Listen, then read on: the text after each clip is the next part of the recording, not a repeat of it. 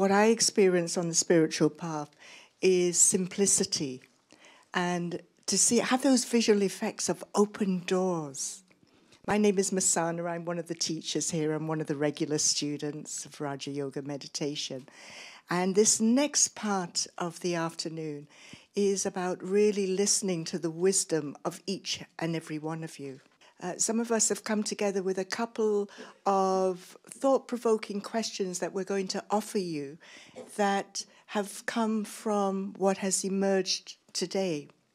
And yet it's themes that have been held for a long time for many of us.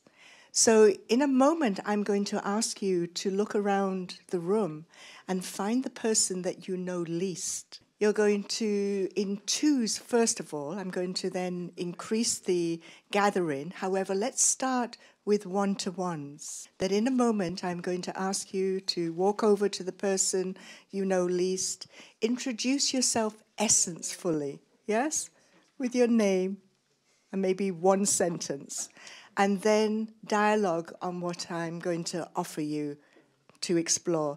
So the first question: what are the challenges and opportunities facing our spiritual communities at this time?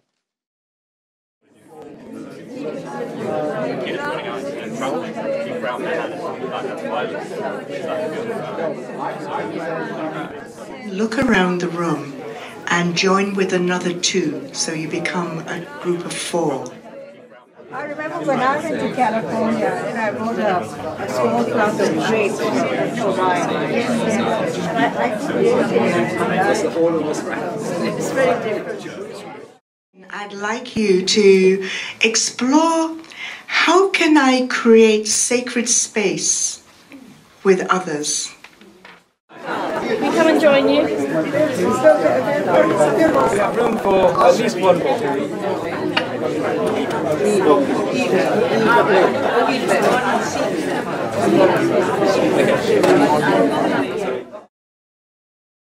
We can bring our chairs more into a semicircle and invite the original speakers. If you could come back and sit up here, that would be lovely. Thank you. The event, I think, on its own, I think these events are important because I think as the first session, when it finished, when Sister Georgina talked about the idea of cooperation, I think it brings that cooperation element together.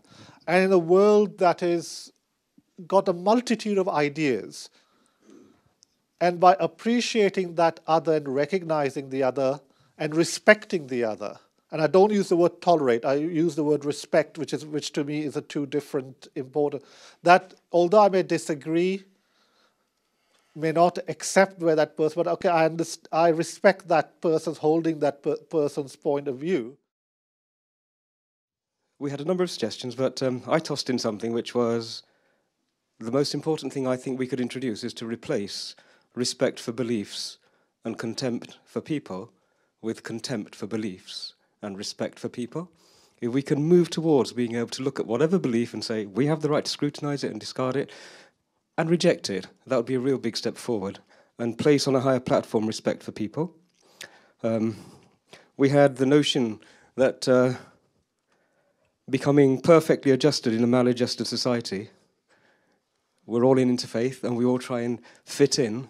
Being perfectly adjusted to a maladjusted society is actually an act of duplicity, so we should be courageous enough to say, well, actually, no, this is what I believe.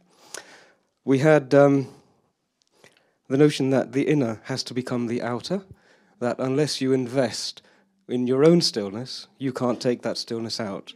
If a person has empty pockets, they can't distribute anything. They're very poor themselves. So the first thing is to fill one's own pockets. How can I create sacred space? I'd just like to say that our sacred space was better than all of your sacred spaces. And if you weren't a part of our sacred space, you're all doomed. How ridiculous does that sound?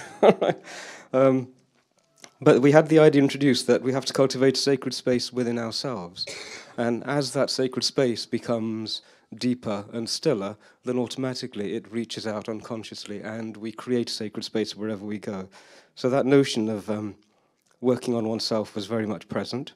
We had the idea introduced of it's not easy to bring everybody into a sacred space, that there are feelings of being threatened outside, and that's a big challenge. We had the notion suggested that meditation should be introduced at as early and as appropriate an age as possible with children, and also with anybody else who is in that fearful stage.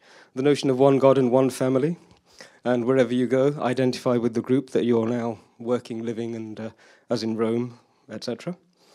It was noted that it's presumptuous to change anyone else. Everybody is on their own journey, and even the desire to change others is something worthy of scrutiny, which is a wonderful thought in a world where everybody is seeking to change everybody else. Be a space, become a space for others to reach out.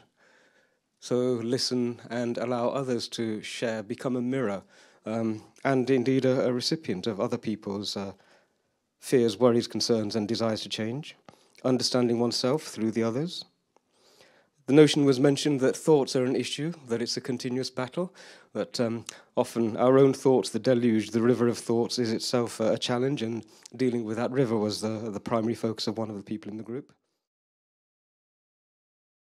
Coming together was the most important thing, the conversations that we had, first of all, one-to-one, looking at difficulties and possibilities and realising that actually it's much easier often to speak with people in an interfaith situation and bring people together than within our own faiths.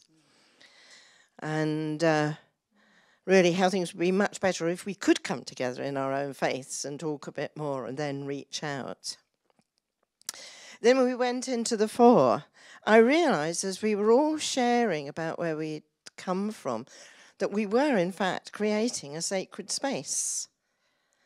And to me, this is the feeling, is where people come together and really share from the heart. There is a sacred space. And so the sharing and being honest was a very big thing, and I think can contribute a lot.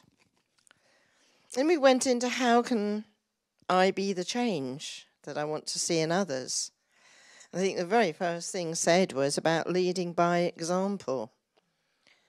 You know, living it oneself, how one feels we should or the world deserves. Sometimes that might be wrong. And not blaming, looking at ourselves first. And being open-minded beyond colour, culture, clothes. And in that it was important to try to be and learn to be non-judgmental. Well, we are all unique, and yet how do we share came quite strongly, I think, in that sort of conversation. And of course, if we are all one God's children, why are we so divided?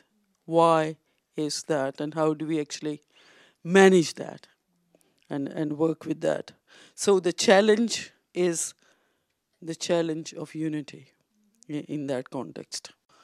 A lot was shared in relation to openness, being good listeners with compassion, and in that context creating feeling of sacred space and letting go of ourselves in that sacred space. Surrender prejudices and our expectations. Let's see what happens. And of course, there was this feeling that transcendence across the limitation of our bodies. Get into a situation where we are not bound by the physical space our bodies are, but rather the spiritual space which is within our bodies. And connectedness through that spiritual space as well. And what was quite interesting, which came up more or less at the end, we were all searching and struggling, and it felt like that extremism flourishes in the absence of doubt, And this was one of the feelings shared by our Jewish friends. And of course, it was felt that doubt sometimes works beautifully as an antidote to fundamentalism. So we need to be away from that in order to believe in ourselves, but at the same time, not to be selfish about it. Thank you. I'm just asked to say something about the event, because I think everything in our groups has already been said. But I've just come away from here knowing that I must join a meditation group. We seem to be realizing that we're using different language to talk about the same principles and ideas about human nature, about the fact that we have a kind of a higher spiritual self and a more earthly self as well, and we were discussing that, which was very nice. And I think in the last larger group, just very quickly, there was one contribution around, to me it seemed like forgiveness, about really that we need to allow people make mistakes, people say things that they regret eventually, and we shouldn't really hold that against people. Noticing that what I project onto other people is very often what I need to look at in myself. Consulting our own experience and trying to share it humbly, as well as listening to the experience of others. Accepting that it's going to take time to be the change I want to be. It doesn't happen overnight. It's a program, it's a journey, and being humble about that. When I change, the world changes, which somebody said was one of the precepts of the group that belongs here. Yes, and listening to myself, some people felt, was also listening to God. When I really listen to my deepest self, if I can get there, I am listening to God.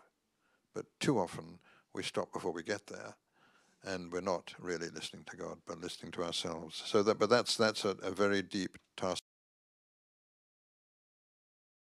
Thanks again for Sister Georgina and myself and the Brahma Kumaris crew, which quite kindly offered this venue. So thank you, everybody.